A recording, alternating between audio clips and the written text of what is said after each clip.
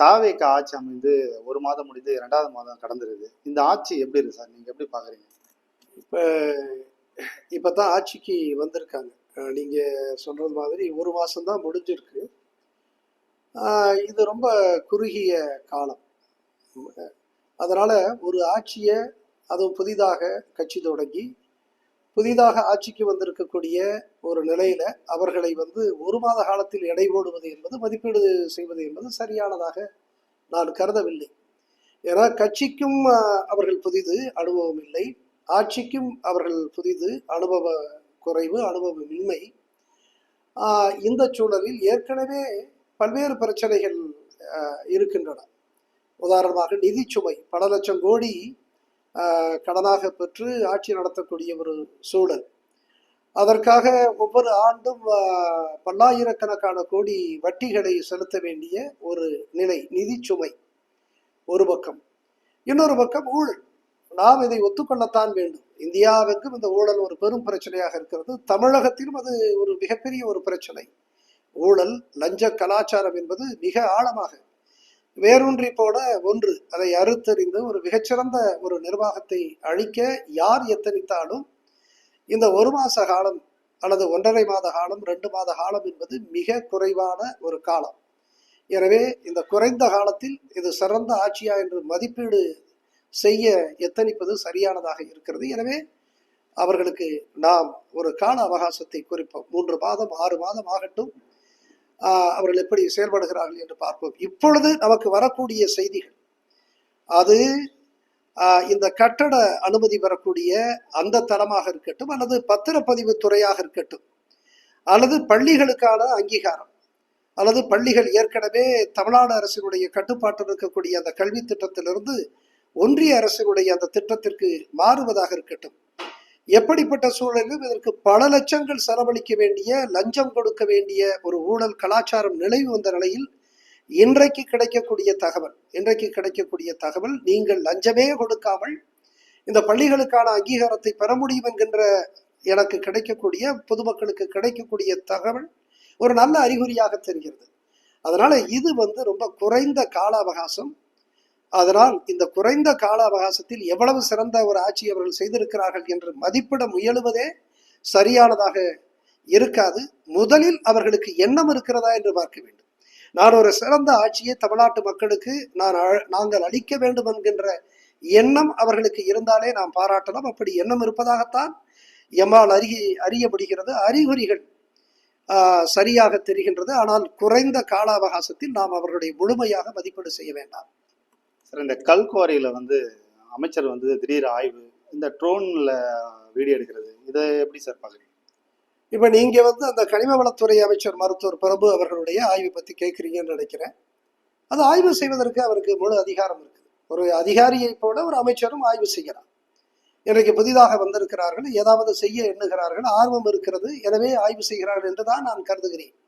எனவே ஆய்வு செய்வதில் தவறு இல்லை. ஆய்வு செய்து அங்கே விதிமீறல்கள் இருக்கிறதா, அத்துமீறல்கள் இருக்கிறதா, அரசுக்கு இழப்பு இருக்கிறதா, இதெல்லாம் கண்டறியணும்.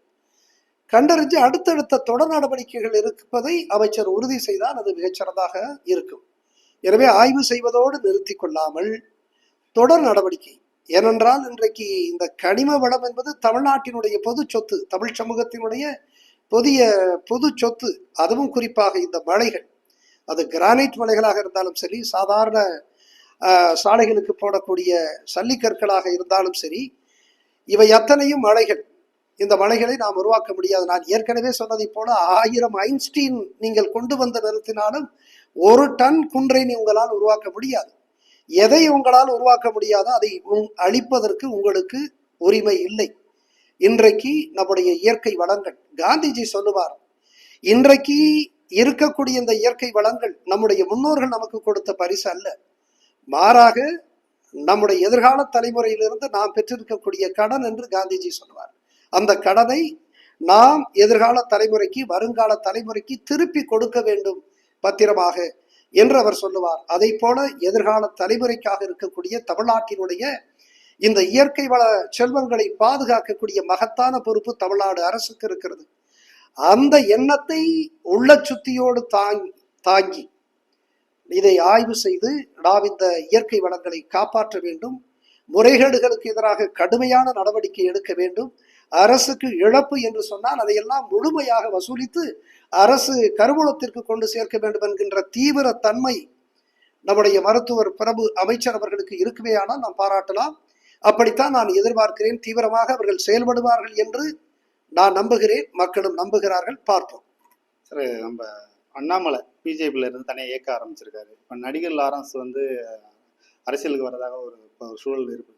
இப்போ இவங்களெல்லாம் தாவேகா தலைவருக்கு ஆதரவு கொடுத்த மாதிரி மக்கள் ஒரு ஆதரவு கொடுப்பான்ற நம்பிக்கையில் வந்திருக்காங்களா, இல்லை எந்த நம்பிக்கையில் வராங்க, எப்படி பார்க்குறீங்க? அவர்கள் எந்த நம்பிக்கையில் வருகிறார்கள் என்று அவர்கள்ட்ட தான் கேட்கணும், என்னட்ட கேட்குறீங்க. பொதுவாக இன்றைக்கு திரை நட்சத்திரமாக இருந்த திரு விஜய் அவர்கள் தமிழ்நாட்டினுடைய ஆட்சியை கைப்பற்றி இன்றைக்கு முதல்வராக இன்றைக்கு மலர்ந்திருக்கிறார்.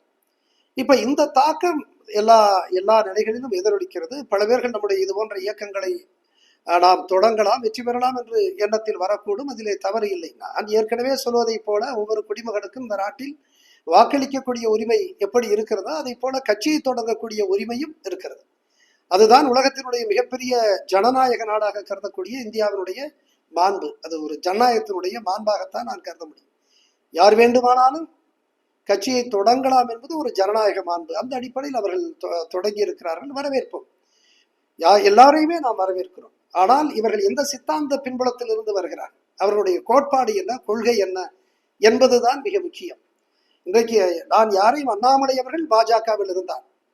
ஆக பாஜகவில் இருந்து அந்த கோட்பாடுகளோடு அவர் வருகிறாரா, அது தமிழகத்திற்கு பொருத்தி பார்க்க முடியுமா என்பதெல்லாம் கேள்விக்குறி. எனவே யார் வேண்டுமானும் தமிழ்நாட்டில் கட்சிகளை தொடங்கலாம். ஆனால் அவர்கள் எந்த சித்தாந்த பின்புலத்திலிருந்து வருகிறார்கள், அது இந்த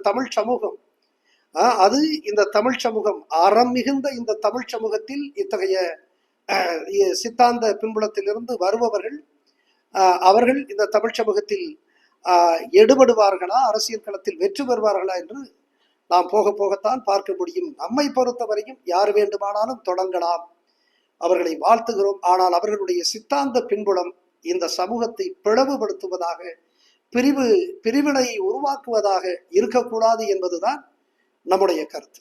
நீங்க அதிகாரத்தில் இருக்கும்போது இந்தியாவில் மிகப்பெரிய ஊழலை வந்து வெளியே கொண்டு வந்தீங்க. அப்புறம் உங்களுடைய பாதுகாப்பும் வந்து இப்போ ரத்து செய்யப்பட்டது. இப்போ இந்த ஆட்சி அந்த நீங்க ஊழலை வெளியே கொண்டு வந்ததை மேல் நடவடிக்கை எடுப்பாங்களா, உங்க பாதுகாப்பு குறித்து ஏதாவது ஸ்டெப் எடுப்பாங்களா? இப்போ நான் வந்து மதுரை மாவட்ட கலெக்டராக இருந்தப்ப 16,000 கோடி இழப்புன்னு சொன்னேன். அறிக்கை கொடுத்து அதில் நடவடிக்கை எடுக்கணும்னு சொன்னேன். நடவடிக்கை எடுக்க வேண்டியவர்கள் மீது நடவடிக்கை எடுக்காமல் விட்டுவிட்டு என் மீது நடவடிக்கை எடுத்தார்கள். நான் அங்கிருந்து தூக்கி எறியப்பட்டேன். அதற்கு பிறகு உயர்நீதிமன்றத்தால் நியமிக்கப்பட்டு, உங்களுக்கு இதெல்லாம் தெரியும், உயர்நீதிமன்றத்தால் அன்றைக்கு லீகல் கமிஷனராக நான் நியமிக்கப்பட்டு பல்வேறு தடைகளை தாண்டி 1,11,000 கோடி அரசுக்கு இழப்பு, இதையெல்லாம் வசூல் செய்யலாம்னு சொல்லி ஒரு விரிவான நூற்றுக்கணக்கான பக்கங்கள் அடங்கிய அறிக்கையை கொடுத்திருக்கிறேன். கொடுத்து இன்றைக்கு 10-11 ஆண்டுகள் ஆகிவிட்டது. என்ன நடவடிக்கை எடுத்திருக்கிறார்கள் என்று உங்களுக்கே தெரியும். இப்போ நீங்கள் என்னுடைய பாதுகாப்பை பற்றியும் நீங்கள் பேசுனீங்க. அன்றைக்கு 2014 மத்தியில் உயர்நீதிமன்றம் எனக்கு பாதுகாப்பு வழங்க உத்தரவிட்டது. அதற்கு பிறகு 2018, 2020 2 முறையும் அன்றைக்கு உயர்நீதிமன்றத்தினுடைய பெஞ்சில் இருந்த மாண்புமிகு நீதியரசர்கள் இந்த பணியில் இருந்த அபாயத்தை எல்லாம் கருதி என்னுடைய பாதுகாப்பை உறுதிப்படுத்த சொல்லி மீண்டும் மீண்டும் வலியுறுத்தி உத்தரவிட்டு இருக்காங்க. இப்போ இந்த உத்தரவை மதிக்காம 2023 வரைக்கும் எனக்கு வழங்கப்பட்டிருந்த பாதுகாப்பை திமுக அரசு ரத்து செய்தது. என்னுடைய அறிக்கையில் என்ன நடவடிக்கை எடுத்திருக்கிறார்கள் என்று தமிழ்நாடு அறியும். அதுக்கு மேல நான் சொல்லுவதற்கு எதுவுமே இல்லை. ஒரு இந்தியாவினுடைய, ஏன் ஆசியாவினுடைய மிகப்பெரிய கிரானைட் ஊழலை நான் வெளிக்கொண்டு வந்தும் அதில் சரியான நடவடிக்கை எடுக்கவில்லை என்பதுதான் உண்மை. இப்ப நீங்க கேட்குறீங்க இந்த அரசு செய்யுமான்னு கேட்குறீங்க. நான் அப்படித்தான் எதிர்பார்க்கிறேன். இப்ப இன்னைக்கு கனிம வள அமைச்சர் திரு பிரபு அவர்கள் பல இந்த சுரங்கங்களுக்கு செல்லுகிறார்கள், குவாரிக்கு செல்லுகிறார்கள், இங்கே ஆய்வு செய்கிறார்கள். அதையெல்லாம் தடை உத்தரவெல்லாம் அவர் போடுகிறார் என்று இன்றைக்கு செய்திகள் வருகிறது. எனவே அந்த அடிப்படையிலே பார்க்கிற பொழுது இந்த சின்ன சின்ன இடங்களுக்கு கூட அவர்கள் சென்று ஆய்வு செய்து அந்த சட்டத்திற்கு புறம்பாக நடக்கக்கூடிய இந்த சுரங்க நடவடிக்கைகள்லாம் நிறுத்துகிற பொழுது நான் நினைக்கிறேன் ஆசியாவினுடைய மிகப்பெரிய ஊழலாக இருக்கக்கூடிய என்னுடைய அறிக்கையின் மீது இவர்கள் நடவடிக்கை எடுப்பார்கள் என்று நான் கருதுகிறேன். எனக்கு பாதுகாப்பு வழங்குவதை பற்றி நான் ஒரு காலம் அச்சப்படுவது இல்லை. ஆனாலும் கூட இந்த முறைகேட்டாளர்களினுடைய முகத்தை நாம் சரியாக இந்த மக்களுக்கு காட்ட வேண்டும் என்பதற்காக பேசிக்கொண்டு வருகிறேன். எனவே என்னுடைய பாதுகாப்பை திமுக அரசு விளக்கியது சட்டத்திற்கு புறம்பானது.